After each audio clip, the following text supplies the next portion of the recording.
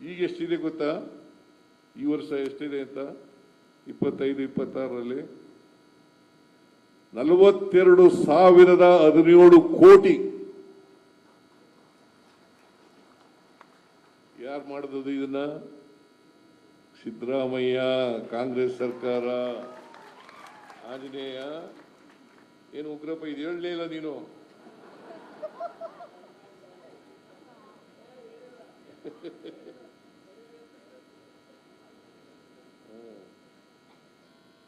ನಾನು ಅನ್ಯಾಯ ಮಾಡ್ತೀನ? ST ಜನರಿಗೆ ಅನ್ಯಾಯ ಮಾಡ್ತೀನ? SC ಜನರಿಗೆ ಅನ್ಯಾಯ ಮಾಡ್ತೀನ? ದಾರಿ ತಪ್ಪಿಸ್ತಕ್ಕಂಥವ್ರು ಏನೇನೋ ಹೇಳ್ತಾರೆ. ಅವ್ರು ಏನೂ ಮಾಡಿಲ್ಲ. SC ST ಜನರಿಗೆ ಏನೂ ಮಾಡಿಲ್ಲ, ಆದ್ರೂ ಬುರುಡೆ ಹೊಡೆಯೋದು. ಹೇಳಿ ನೀವೇ, ಮಾಡಿದವರು ಯಾರು? SCP TSP ಕಾಯ್ದೆಯನ್ನು ಮಾಡಿದವರು ನಾವು, ಕಾಂಗ್ರೆಸ್ ಸರ್ಕಾರ. ಏನ್ರಿ ಗೊತ್ತಾಯ್ತೇನಾ? ಅವತ್ತು 15,894 ಕೋಟಿ ಇತ್ತದ್ದು. ಇವತ್ತು 12 ವರ್ಷಗಳ ನಂತರ 42,017 ಕೋಟಿ ಆಗಿದೆ. ರೆಸಿಡೆನ್ಷಿಯಲ್ ಶಾಲೆಗಳು ಮಾಡೋದು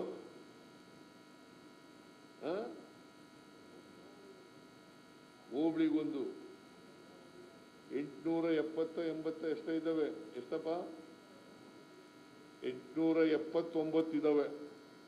ಅದರಲ್ಲಿ 156 ST ಜನಾಂಗದವರಿಗೆ ಇದ್ದಾವೆ. ಗೊತ್ತಾಯ್ತಾ? ರೆಸಿಡೆನ್ಷಿಯಲ್ ಶಾಲೆಗಳು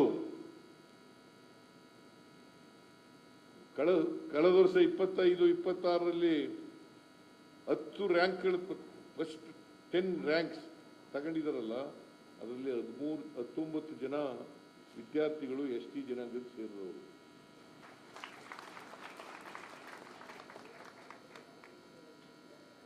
ಸುಮಾರು 38,000 ವಿದ್ಯಾರ್ಥಿಗಳು ರೆಸಿಡೆನ್ಷಿಯಲ್ ಶಾಲೆಯಲ್ಲಿ ST ಸೇರಿದಂತೆ ವಿದ್ಯಾರ್ಥಿಗಳು ಪಾಠ ಕಲಿತಾ ಇದ್ದಾರೆ. ಗುಣಮಟ್ಟದ ಶಿಕ್ಷಣ ಸಿಗ್ತಾ ಇದೆ. ಇದನ್ನು ಯಾರು ಮಾಡದ್ದು? ರೆಸಿಡೆನ್ಷಿಯಲ್ ಸ್ಕೂಲ್ ಪ್ರಾರಂಭ ಮಾಡಿದವರು ಯಾರು? ಮೊರಾರ್ಜಿ ದೇಸಾಯಿ ಶಾಲೆ ಮಾಡಿದವರು ಯಾರು? ಸಿದ್ದರಾಮಯ್ಯ.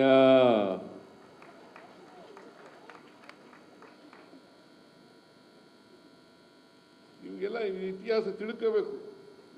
ಅದಕ್ಕೆ ಬಾಬಾ ಸಾಹೇಬ್ ಅಂಬೇಡ್ಕರ್ ಅವರು ಹೇಳಿರ್ತಕ್ಕಂಥದ್ದು, ಯಾರಿಗೆ ಇತಿಹಾಸ ಗೊತ್ತಿಲ್ಲ ಅವ್ರು ಯಾರು ಭವಿಷ್ಯವನ್ನು ನಿರ್ಮಾಣ ಮಾಡೋಕ್ಕೆ ಸಾಧ್ಯ ಇಲ್ಲ. ಇತಿಹಾಸ ಗೊತ್ತಿರ್ಬೇಕು. ವಾಲ್ಮೀಕಿ ಇತಿಹಾಸ ಗೊತ್ತಿರ್ಬೇಕಲ್ಲ. ಬರೀ ಚಪ್ಪಾಳೆ ತಟ್ಟೋದು, ಭಾಷಣ ಮಾಡಿದಾಗ ಅವರು ವಿರೋಧ ಪಕ್ಷದವರು ಚಪ್ಪಾಳೆ, ಅವ್ರಿಗೂ ಚಪ್ಪಾಳೆ ತಟ್ಟೋದು, ನಮಗೂ ಚಪ್ಪಾಳೆ ತಟ್ಟೋದು.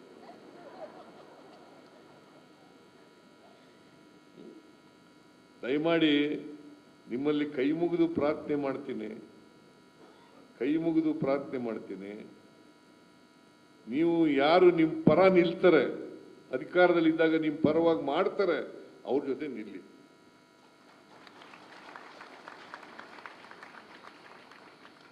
ಯಾರು ನಿಮ್ಮ ಪರವಾಗಿರ್ತಾರೆ ಅವ್ರ ಪರವಾಗಿ ಆ ಪಕ್ಷದ ಜೊತೆ ಇರ್ತಕ್ಕಂಥ ಕೆಲಸ ಮಾಡಬೇಕಾಗಿರೋದು ನಿಮ್ಮ ಜವಾಬ್ದಾರಿ ಅಂತಕ್ಕಂಥ ಮಾತುಗಳನ್ನು ಹೇಳಲಿಕ್ಕೆ ಬಯಸ್ತೇನೆ.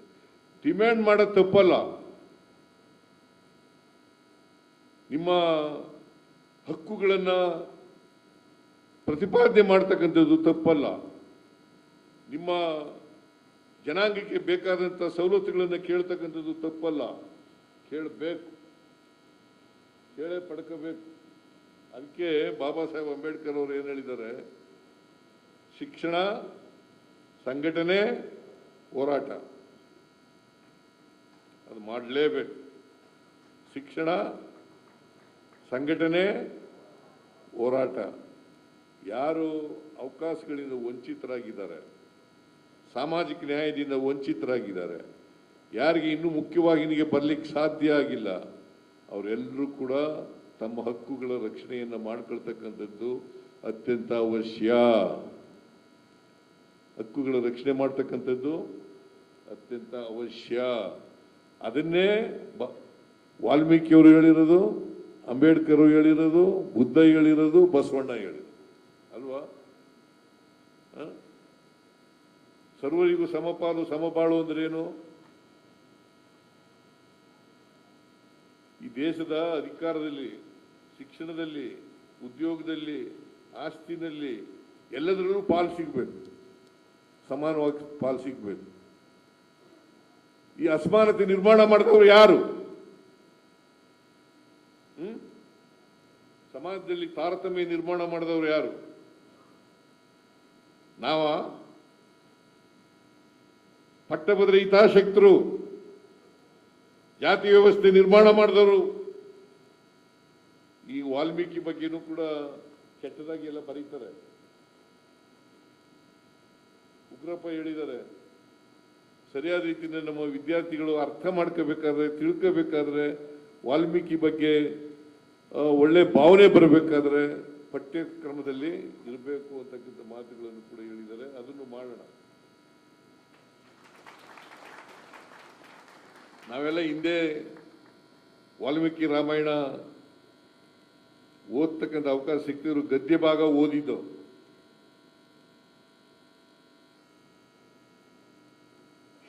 ಅದಕ್ಕೆ ವಿದ್ಯೆ ಇದೆಯಲ್ಲ, ಯಾರಪ್ಪನ ಮನೆ ಸೊತ್ತಲ್ಲ.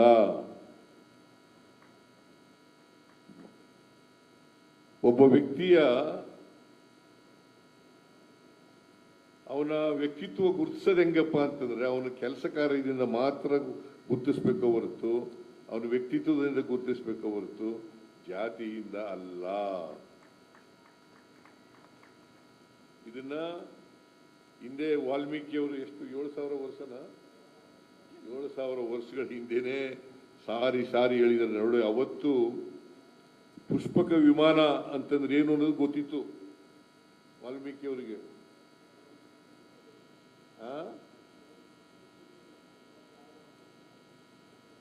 ಪುಷ್ಪಕ ವಿಮಾನ, ರಾವಣ ಪುಷ್ಪಕ ವಿಮಾನದಲ್ಲಿ ಹೋಯ್ತಿದ್ದ ಅಂತ ಹೇಳ್ತಾರೆ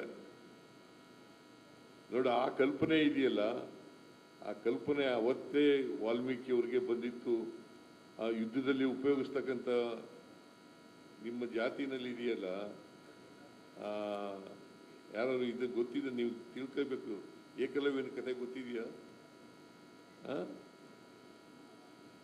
ಏಕಲವ್ಯ ಬೇಡರ ಜಾತಿ ಸೇರಿದವನು.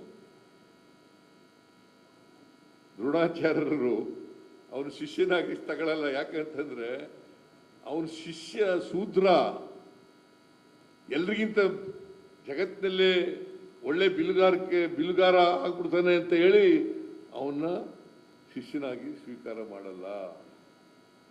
ದ್ರೋಣಾಚಾರ್ಯರು ಗೊತ್ತಲ್ಲ ನಿಮಗೆ? ಯಾವ ಜಾತಿಯವರು ಗೊತ್ತಾ?